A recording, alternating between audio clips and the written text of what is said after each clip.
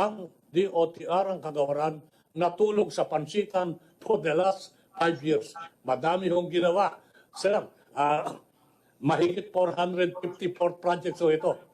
Pagkatapos ho niyan, kung mararapatin ang ating mahal na chairwoman, papakita ho yung connectivity dito sa mga puwertong ito. At then, magbibigay ho ng saysay kung paano ang ginagawa upang ma-address yung pangangailangan ng mga stakeholders, hindi lang ho ship owners, kasama na ho dyan yung mga shipper, yung mga user, yung mga pasahero, at yung mga polisiya na ginagawa. Nang sa ganun, mapababa, makatulong kami sa pagbaba ng gastusin sa presyo ng pagkain.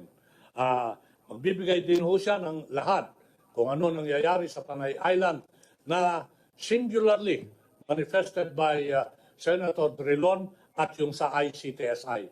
With the permission of the Chair and the Honorable Committee, may I bring to fore General Manager J. Santiago for the presentation as I have enumerated, Madam Chair.